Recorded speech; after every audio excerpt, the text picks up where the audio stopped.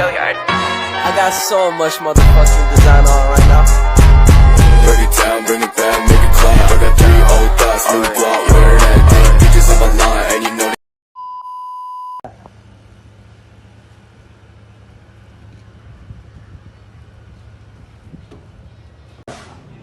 Halo bang, beli minyak dong bang. Minyak ada yang bang. Sip, berapa bang? 50.000 bang. Wah, kok mahal banget sih bang? Biasa bang Indonesia inflasi. Hah?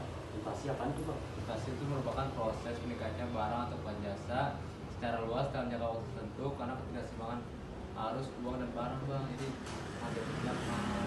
Waduh bang, ini nggak bisa diturunin apa bang? Bisa bang, ini udah mentok banget 50 nih, udah paling murah. Jadi bang, nggak jadi bang. Makasih. Bang.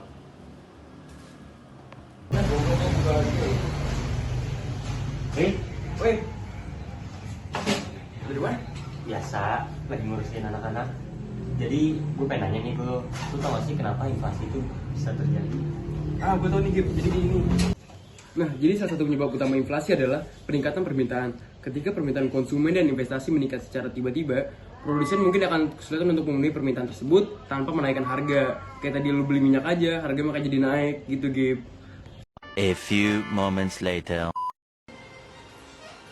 Woi, Woi. kabar lu pada? Mana lu? Gila, gue tadi habis dari warung.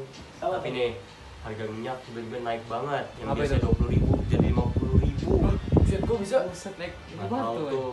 Tadi gue tanya tuh ke abang-abangnya, katanya gara-gara inflasi. Dia tadi jelasin inflasi itu apa.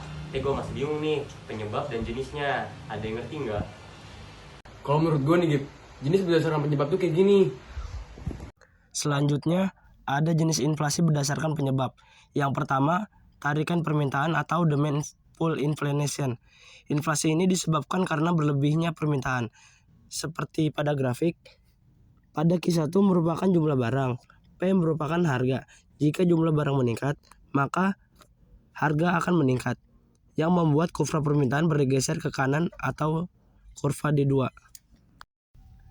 Yang kedua yaitu kenaikan biaya produksi atau cost push inflation.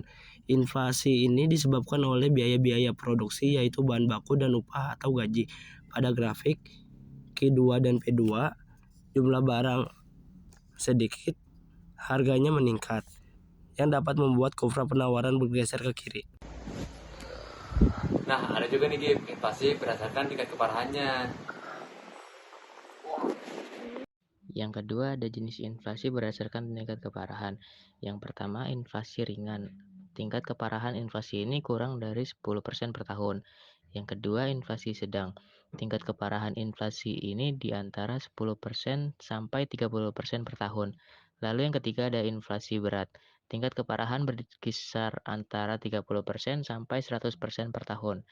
Kemudian yang keempat atau yang terakhir adalah hiperinflasi, atau tingkat keparahan inflasi mencapai lebih dari 100% per tahun. Nah, yang terakhir ini ada jenis inflasi berdasarkan asalnya. Nah, jadi jenis inflasi berdasarkan asalnya, yang pertama inflasi domestik atau inflasi dalam negeri. Jenis inflasi ini dapat terjadi karena defisitnya anggaran belanja negara yang diatasi dengan mencetak uang baru.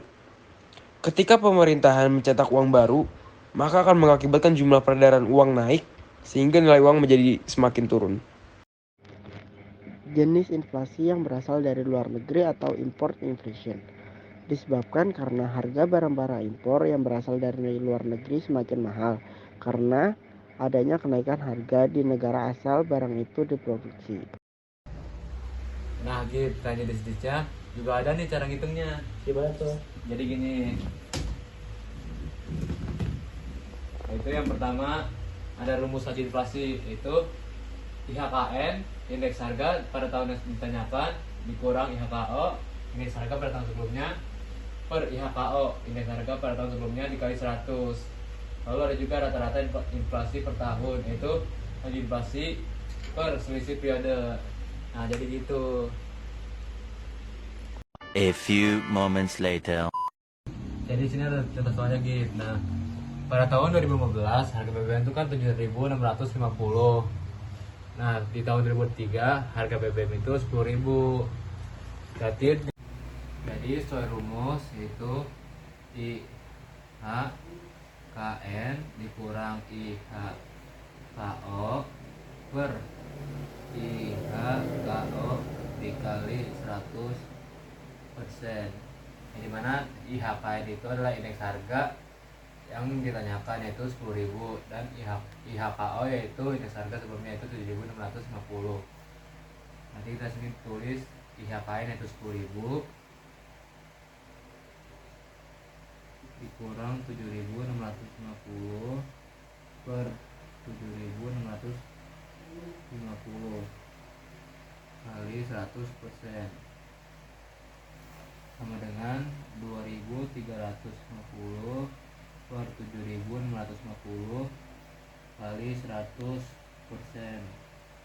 dengan 30,7%. Nah jadi gitu cara ngitungnya. Oke, makasih Ati. Gua akhirnya ngerti apa itu pengertian, penyebab, jenis, dan cara menghitung inflasi. Nah kayak gitu, sama-sama gitu.